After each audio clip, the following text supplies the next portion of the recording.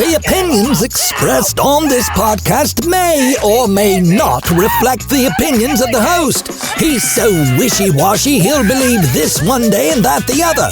Also, there's never any intent to hurt anyone's feelings or make anyone feel inferior, or that they're stupid or wrong. If you feel that way, then... Get out of here! There's nothing else to say. Let's move along. Get back to work, peasant. Just study with us for 6 weeks and we'll make you a demo. Just get in that walk-in closet. You don't need any training. You should be able to quit your job within a few months. You can do this full-time. I used to be a VO actor and I'll teach you how to be one. Do the hustle! Do the hustle! Welcome to the VO Life, a podcast for those who are trying to figure out how to build a career in VO from a guy who just seems to always learn the hard way. Now here's your host, Troy Holden. And welcome back to the VO Life. This is the podcast where we talk about how not to make the biggest mistakes that I made in voiceover. And today we're going to hit the marketing side. We're going to talk about a lot of other things because the very knowledgeable Paul Schmidt is with us today. Welcome, Paul. Thanks, Troy. I really appreciate you having me today, man. Well, I am excited about this on so many fronts because you have all the beliefs that I didn't have when I got into this. And I had to learn, which I learned a lot of them from you, and I learned from some other people as well. But there are so many people in our VO Life group that are new, and I don't want them to do what I did. I want to tell them, don't go down this path, go down this path. So I want to talk about that today as well. Yeah, that's how I got started on the, if you want to call it the coaching side, was because there were two reasons. One, I didn't want people to do the same dumb crap I did, like you. And number two, like I started to understand that we were losing good people, right? And they were taking the time to get trained. They were good at what we do. They weren't lazy. They weren't unmotivated in any way. And yet, you know, we kind of, I think as an industry, we kind of toss people out of the performance training and tech, and we go, okay, now good luck finding that work. Right. And right. we don't train them how to do that. Right. Right. And I don't think that was a consideration 20 years ago because your agent found you all your work then. But that's not the way it works now. Right. Everything has changed and is continuing to change. We're sitting here watching it continue to change. And the one of the things that I always like to look back on is before you were a voice actor, before you did this type of work, and how what you did then ties into this, I think is highly important. So let everybody know a little more about you prior to that. Okay. So it's funny because for many, many, many years, I sort of lamented what I kind of felt like was a meandering and wandering sort of winding directionless road, right? I started out in radio. Actually, when I was a kid, I was a theater actor, and that's how I rolled all the way up into college. And then in college, I got detoured into audio, broadcasting, things like that. Started doing college radio, ended up doing professional radio for 15 years. And as it happens, when you're on the air, clients will say, hey, you know, you did our radio spot. We love it. Would you do our cable spot? Well, sure. And I do the same punchy radio read for the cable spot, and they didn't know the difference, and neither did I. And I made a few extra bucks on the side, and everybody was happy, right? But I started to realize somewhere along the line that what we were getting in from national and from the agencies, regional and local, was different and better than what we were doing. You know, the jocks on air. And I started to delve in this thing called voice acting. And long story short, I tried as best I could to make a run. And it wasn't before the internet, but it was before the internet as we know it, right? And there wasn't a whole lot of information out there. And I pecked around. I even went so far as to get an internship at, what was I? 33 33 years old, something like that. I got an internship with a casting agency just to try and learn that side of the business, which turned out was not such a great idea. I didn't learn much. But I crashed and burned the first time I tried to get into VO. I then had a 15-year radio career. I migrated off of the air and onto the internet side of radio and became a digital sales manager for a cluster of what is now Odyssey stations, and still kept my toes in the VO waters. And, clients would still come back, every year and say, hey, you did this project for us. Could you do it again? Sure, absolutely. And I started to get a little bit better and a little bit better and a little bit better. And then I was working for a technology company in sales. So once I got out of radio, my career detoured into sales, and I got a lot of great sales training. And I had sold a custom web application, what we might just call a website, but a huge website to EY, the accounting firm, a $1.7 million website. And one of our project managers said, hey, why don't we do an onboarding video for them? Great idea. I can voice it. We knocked it out. We partnered with a video, little video vendor, and we, they loved it. And they came back and they wanted another one and another one. And we ended up doing like 3 or 4 of these things. And I was like, every time, Troy, I was going, man, I really do love this work. I should do more of this. They come back, they do the next video. I go, man, I really love this. This is great. I should do more of this. Right. It took 3 or 4 times to go, you jackass, you love this work. Why are you not doing more of this? Right. Right. So that's when I said, you know what? I need to stop being passive about this. I need to get coaching. I need to start going after work actively. And that led to a website. And I did that for a few years and just, did it as a side hustle. And those non-radio, non-voiceover jobs got increasingly less successful, more soul-crushing, and I came to just hate what I was doing. So on one hand, I had the stick chasing me, and on the other hand, I had the carrot, right? I hated what I was doing, and I love voiceover, and that became a really powerful combination because I was running from something and towards something at the same time. And so I made the decision to go full-time, and I spent 6 months building a plan for myself. And then when I started executing that plan, it was 9 months till I went full-time.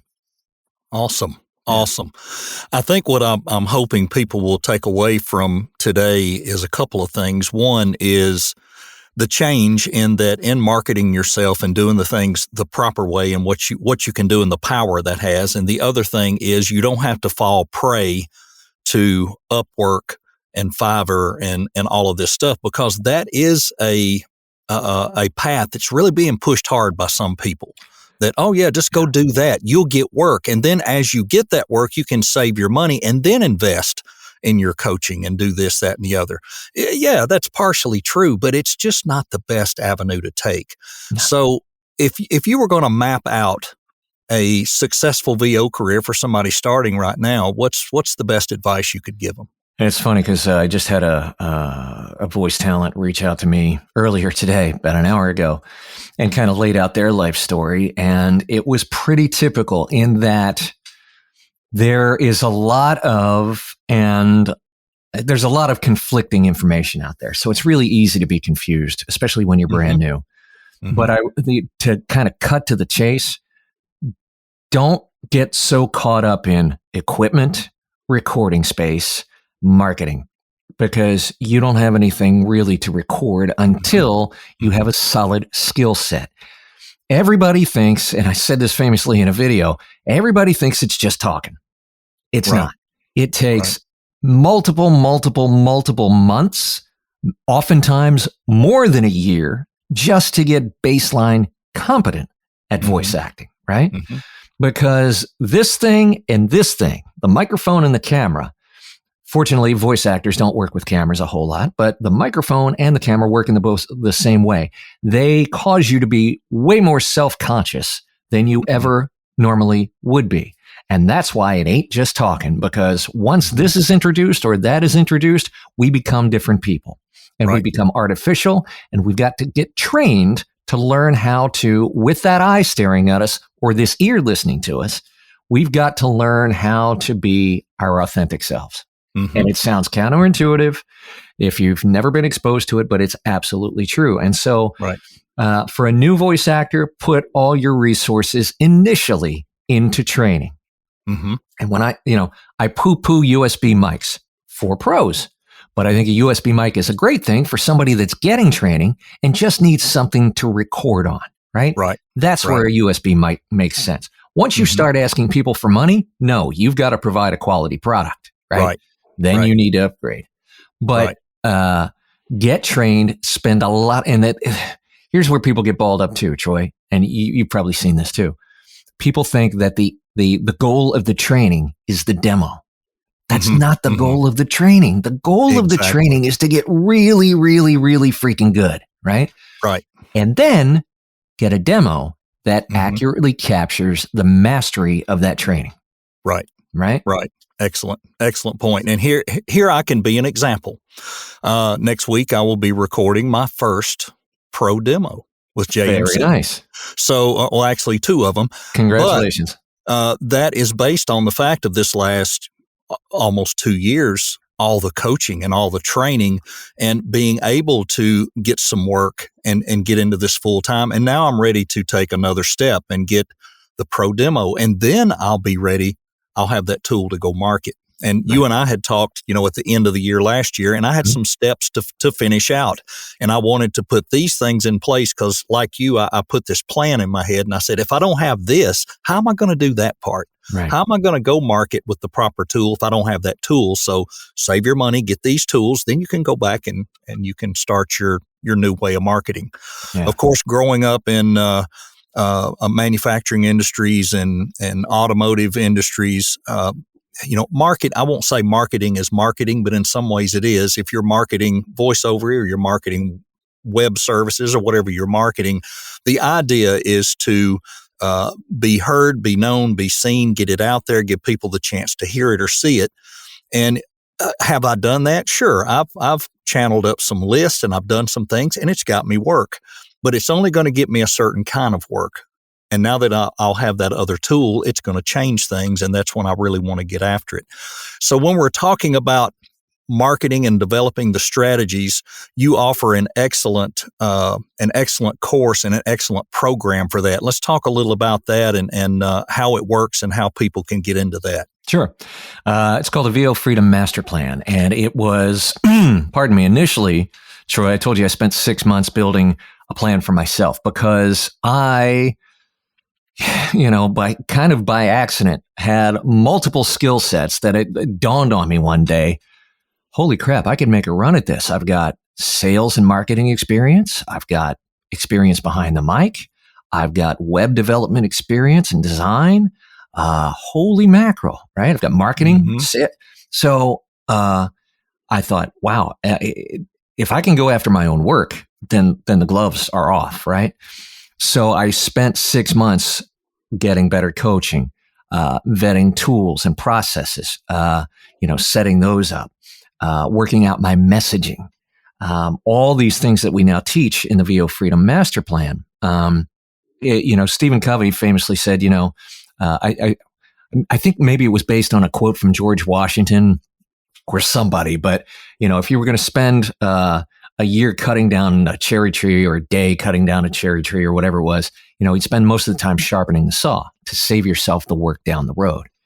And I'm butchering that quote and I apologize, but that's essentially what I did for those 6 months. I was sharpening the saw, right? So that when I hit the ground running, I knew I would have my ducks in a row and would be much, much more efficient at that point. So the VO Freedom Master Plan really has 3 elements to it. The first is an online curriculum. I couldn't take that plan, Troy, because I knew I had skill sets that the vast majority of people just don't have it. It's nobody's fault, right? But very few people in the country, the state you're in, wherever, just very few people have sales and marketing experience. So you got to learn it somewhere. I apologize. I completely lost my train of thought. Spent 6 months building my plan, started the curriculum. that was based largely on my system that I had built out for myself and my plan. But I knew I had to test it, because if it makes sense to me, that doesn't mean it makes sense to everybody. Right. So I thought if I could get 10 voice actors to test this against, then they can tell me what doesn't make sense to them, what is inactionable, what's confusing, and I can really tighten this thing up and really help people. And lo and behold, I was very lucky. I got 25 people in the initial test cohort to help vet this thing. And we rolled it out over the course of 8 weeks over Zoom, a live call, just like you and I are having now. And the reason I did it that way was I needed people to go, you know what? Hold on, Paul. This doesn't make sense to me. Stop. Walk me through this like I'm 5. I needed that feedback live and in the moment. But we also had post-session feedback where we let people sit with it for a day or two and, let it percolate a little bit so that they could go, you know what, on second thought, that paragraph about messaging, that didn't make any sense to me either. So we had that feedback and we were able to clarify the course even further. We baked all that into what is now a self-paced online program. But we didn't stop there, because I wanted this program to be the absolute best in existence. So I partnered with a guy named Paul Walsh. And Paul has been a friend of mine for years. He has, for the last almost 10 years, been the online and distance learning program manager for the entire University of Maryland college system, right? So all the public colleges in Maryland are organized under one system. And Paul's team, that's what they do. They make sure that the online curricula are effective and teaching students what they actually intend to, that students are actually learning what the course intends to teach. So he vetted all of our content and brought so much to the table. I mean, we now test students much more regularly so that they're learning in smaller chunks and therefore more effectively. We've added resources and guides and worksheets and references and you name it, all this ancillary material to be able to support the original plan and the original curriculum that was already there. So it is by far the most stringently tested and developed course in existence for voiceover. So that's number one. That's the online curriculum. Number two, when I started talking to voice actors to figure out what was going on, let me back up a little bit. In the late summer of 2021, it started dawning on me that, we're losing good people in this business, and I'm not sure why. And then I read the State of VO survey from voice actors in New York City. And there were 2 data points in there that leapt off the page. One was that half of us were making less than $8,000 a year. 75% of us were making less than $40,000 a year. And then number 2, they asked voice actors, how often are you reaching out to market your services? And 75% of us, Troy, said less than 3 times a day. Let's take voice acting out of it for a minute. What business in the world can you have and expect to talk to 2 people a day and grow that business? Right. So that tells me we've got an extremely passive mindset in our industry about going to get work, which is the way most of the rest of the world works, right? Exactly. So I started to dig into this and talk to voice actors. I ended up talking to 69 voice actors in 75 days in the fall of 2021. And one of the things that they told me was, what we do, and this is kind of obvious, but it's lonely, it's isolating. There's, this old trope about us voice actors being stuck in our tiny little padded cells talking to ourselves. It's a lonely gig, right? And then just for good fun, toss in a 2 or 3 year lockdown and a global pandemic. And there was this real need for connectedness and support and mentoring and accountability. So the second part of the program is, I knew I couldn't support everybody. I knew by the 3rd or 4th person in this program, I'm going to spend all my time answering questions, all my time.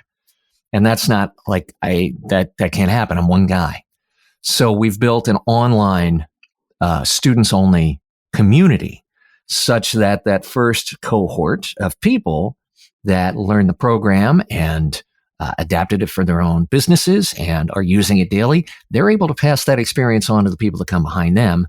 And they pass it on to the people that come behind them, and the community mentors and supports itself. And so when you have a problem or a question or an obstacle, you bring it to the group. And rather than having one guy standing on top of a molehill pontificating, you've got 4 or 5 or 6 or 10 different people going, hey, Troy, I had the same problem and here's what I did. Right. Mm-hmm. So you get a number of different voices in your ear, all of which are making the same transformation you are, using roughly the same tools and processes you are. And so that walled garden of people that are extra specialized in the thing that you're learning is really super effective. Mm-hmm. And then the third element is kind of an extension of that. In addition to the online forum, we also have weekly group coaching calls, which I lead. But again, you bring a problem to the group, you might get my input plus that of 3 or 4 or 5 or 6 other voice actors, right? Again, people using the same tools and processes you are. And that's key. So that's kind of that's the program in a nutshell. I really like the participation part of that, because I do feel like that's where so many people, you can give anybody an online course, right? And you give it to them and they'll get excited and they'll start and they'll get partway through it. And then they're like, man, I don't know if I can do this. But when you have people encouraging you and you're meeting with them and you've got that going on, that's huge. I think that's huge. I think it's huge. And I also think that, I think you're right. If you let, no matter how good the program is, if it sits on the shelf and you don't use it and you don't put the work in, for whatever reason, you don't feel supported, something's confusing, something doesn't make sense to you, right? You don't know who to ask. Then the program sits on the shelf. You don't use it. You don't get any value out of it. And neither do I, right? Because I don't need, for me to get value, I don't need a community of people that all let the program sit on a shelf. Right. That doesn't bring me any value either. That's right. I did a lot of years in logistics and inventory in the automotive world. And of course, there were MRP systems, and every company had the best MRP system, of course. But MRP, like anything else, if you put junk in, you get junk out. Right. And that's like this. If you don't put the effort in it and get after it, it's never going to be the fault of your system if somebody doesn't get the marketing done. It's the fault of the entirety of them not following through with the system. And no matter what they're trying to do, they've got to put the effort in it. And you've really got to get in there and dig and work. And then having a support system will really make it work. I think that's just stellar. Just stellar. Well, it's a support and an accountability system too. Yes, right? Absolutely. Because we're all pulling for each other. Exactly. And I know a lot of us, we have a person or two in VO that we try maybe once a week. We talk to them and how many contacts did you make this week? What did you do? But to have a group of people and you're all in the same program, I just think that's different and that's really going to stand up. Changing gears a little bit, you had mentioned websites, and we don't want to give away secrets, but if people can pick up a hint or two today about their website and some basics, they're out there trying to get started. And I've seen your YouTube video on this, and I want to encourage people later to go watch all of those because they're all very informative. But what's some quick hints you might give somebody about getting that VO website up and going? Sure. So I'll give you 1 or 2 here, and then you can get 10 of them at my website, which is paulschmidtpro.com. If you sign up for the newsletter, you get my web strategies booklet for free. And there's 10 strategies in there specifically for voice actor websites. So I got, you see the certificate back here. I got nominated for a Silvis Award for my website for a couple of years, 2020 and 2022, I believe. Because I was lucky. I had web development experience and design experience before I came into voice acting. Not everybody does. Right. So I think the biggest mistake that I see initially with most voice actor websites is people misunderstand the main purpose of the website, and that is to showcase your demos. And so if you're going to make me hunt and peck and scroll and look for your demo, you've already lost me, right? People are not going to come back. Demos should be top, front, and center, right? Make it as easy to find, to play them, and to download them as possible, right? They should be in a downloadable format, preferably MP3. So that's number 1. Number 2, this one's, you probably won't hear a lot, but I find one of the most useful and impactful tools on my website is a simple booking calendar. and you can use HubSpot, Calendly, Acuity Scheduling. There's a ton of them out there. But if you can make it super like falling off a log easy for prospects to book a meeting with you, because a meeting is a great buying signal, right? If somebody wants to meet with you, there's a project on the table, right? So if you can make that super simple and easy, then do it. So I encourage people to put a booking calendar on their website as well. So that's 2 quick ones, and you can get the other 10 at paulschmidtpro.com. Awesome. And we can't run away today without talking a little bit about demos. That was your recent video touching on demos and why not to do, don't go out there and get stuff off iSpot and transfer these scripts over, because as you say, these casting directors and these people listening to you, whether you're soliciting agents or whatever you're doing, they're not out of the loop. They know these are spots. So you're brand new. You have taken some coaching, and now you're trying to get a little work, but you're not ready for a demo. What's your suggestion there? Should they come up with a couple of sample spots, just their voice? What do you think? I really think that, again, you need to channel everything for the first year to 2 into training. Once you have that baseline competency, your next step is a pro demo. And there are no shortages of coaches, in air quotes, on the internet, on YouTube, on God knows wherever, that will say, hey, you know what? You know how to do audio by now, and it's cheap, and it's free, and free is better than cheap, right?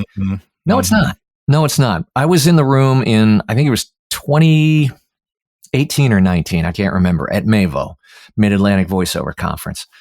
Kari Walgren was the keynote speaker that year. And one of the first things out of her mouth that day was, a bad demo is worse than no demo, right?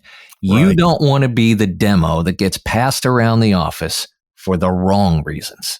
Right. Exactly. And yeah, I the video that came out today, I kind of get into like 6 points of the anatomy of a great voiceover demo. And they're all very specialized. And to bite all of that off on your own, you almost can't help but put yourself in a bad light. Why do that? Right? God, why? Yeah. So be patient, right? And get the demo when you're ready. Yeah, and there's too many promises of 6 months or a year, and I really like hearing I see a difference here in year 3. This is year 3 for me. So there's a huge difference in how things turned in the last few months. The type of work I'm getting, being able to get these demos, things are moving. It's changing. I had a pretty good year last year, but I can see a lot more coming this year. But what I'm watching in my peers, there's some magic thing that happens between year 3 and 5. Yeah. That's about the time period where you either hit or you don't. Yep. And it just seems like, people either really start taking off in year 3 and they start really doubling their income by year 5 and they are established and they're doing well. But anybody thinking they're just going to jump out there in 6 months or a year, there's no way. I just can't see it. And at first, coming in brand new, you don't know. And there's so much misinformation out there. It's just really terrible. I think you're right. I think conventional wisdom, Troy, is 3 to 5 years, not only to sort of turn that corner as an artist, right? But also, even with good marketing. I told you I did it in 9 months. That's not typical. That's not even likely, right? And to be honest, I jumped a little too soon, right? So when I say 9 months, even by my own standards, had I had it to do over again, I probably would have waited several months after that. Couple of years. Right. I liken it to sort of like an Indiana Jones movie, right? Well, I knew enough to jump in the biplane and get it rolling down the dirt road and get it off the ground, but I lost a wing on the barn and I lost the landing gear on the trees. And it was pretty touch and go there for a while, but I finally got it stabilized in, guess what? Year 3, right? In my 3rd year is when I hit 6 figures. So, it can be done. 3 to 5 years is conventional wisdom. And even with great performance coaching, even with great marketing coaching, that's still probably your range, right? Everybody has a range. A good coach whether it's performance or marketing, can help you hit the low side of that range. But it's not a magic switch. It's not, oh, well, if I just take this course, then I'm going to be all set. I'll be making 6 figures a year from now. It's not how it works. It takes too much time. Right. You know? So much information, so much that people need to know. And I want to really encourage them to get over to your YouTube channel, to reach out to you.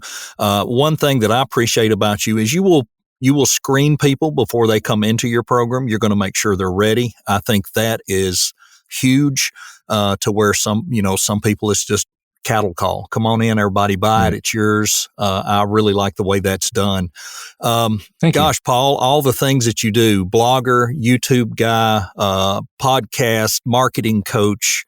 I know you're staying super busy, and I look forward to shaking your hand in Atlanta. Yeah, and somewhere there I do voiceover too. Yeah, exactly. Exactly. It's amazing how you fit that in. I don't know how you do it. But thanks for spending time with us today. I know you've been on several podcasts, and I hope this will reach a lot of people that may not have heard from you before. Well, I appreciate that, Troy. Just recently, our little group jumped up over 1,100 people. So wow. Yeah. That's fantastic. It's really, really grown. It's crazy over the past 6 months. But yeah, the podcast congratulations, is doing man. well, That's great to hear. It really is. I appreciate that. Well, listen, everybody, Paul's going to give his information on how to get in touch with him once again. And if you are further along in your journey and you're ready to start your marketing journey, if you've got those demos and things aren't happening for you, this may be your next step. So, Paul, tell them all about how to reach out and find you. So the simplest way is the website, paulschmidtpro.com. And then the socials. If you don't find me under Paul Schmidt Pro, at Paul Schmidt Pro, then you'll find me at Paul Schmidt VO. Perfect. It's about as simple as I can make it. Everybody hit him up. I'm sure he'll be glad to help you. Paul, thanks for your time again, and we'll see you here in probably about 2 weeks. Yeah, it's an absolute delight to sit and chat with you today, and we'll get to maybe have dinner or have a drink in Atlanta, and I'll be looking forward to that. Sounds great. Thanks again, Paul. Have a good one. Thanks for having me, Troy. Thanks for everybody for watching, too. You've been listening to The VO Life with Troy Holden. Check back for more episodes each week and catch up on what you've missed also. This is for you, those just living that VO life. Thanks for listening, and join us again.